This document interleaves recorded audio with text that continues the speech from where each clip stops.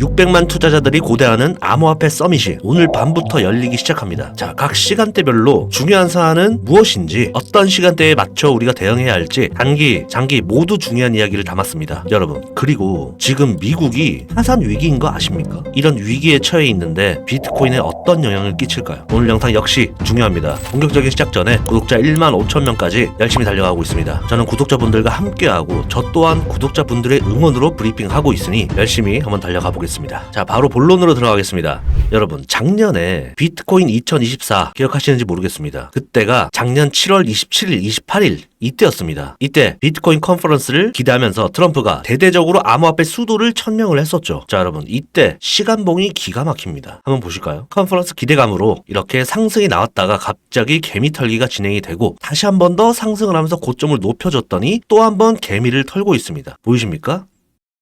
자, 그 뒤로 어떻게 됐냐? 바로 엔캐리 트레이드 청산이 일어납니다. 그러면서 이 49K를 찍어버리는 역대급 공포감이 이때 형성이 되었었죠. 정말 크게 심각한 조정이 한번 왔었습니다. 그리고 이때 당시에는 엔캐리 트레이드라는 개념이 잘 알려져 있지 않다 보니까 공포감이 극대화됐었고, 자, 지금도 최근에도 이때의 학습 효과로 어디서 매수를 해야 할지 고민인 분들 많으실 겁니다. 그럴 때는 이 새벽 5시 정책 발표 세션, 이때가 가장 중요합니다. 자, 이때 무슨 발표를 하냐면 비트코인 전략자산 세부 실행 일정, 그리고 예산 편성, 그리고 이 법률 및 규제, 이 세 가지가 어느 정도 나올 겁니다. 자, 이게 나와준다면 이제는 정말 이 아가리로만 전략자산 하는 게 아니라 진짜 미국의 자본을 투입하겠다는 거고요. 그러면서 Q&A 시간에 구체적인 답변까지 나온다? 여기에 따라서 비트코인이 150K, 2억까지 갈지 안 갈지 판단할 수 있을 겁니다. 그래서 오늘 매우 중요한 날이 되겠죠. 자, 그리고 또 가장 중요한 거, 제가 서두에 미국이 지금 파산 위기에 놓여져 있다 말씀드렸잖아요. 여러분, 이런 부분은 이 언론에서는 절대 말하지 않습니다. 당장 파산한다는 게 아니고 현재 미국 재무부 장고, 이 TJ 장고가 거의 바닥입니다. 보이십니까? 자, 1월 부채 한도 협상을 두고 재무부가 특별 조치를 통해서 지금 버티고 있는 거고요. 결국 이게 해결이 안 되면 미 정부 디폴트가 현실화될 수 있습니다. 그래서 지금 현재 이 연준 몇몇 인사들은 대책을 찾고 있다는 건데 무슨 뜻이냐면 시장 하락을 위한 재료로 쓰일 수도 있다 말씀드리는 겁니다. 그러면 또 저점이 깨지는 것이냐 궁금하실 겁니다. 그죠?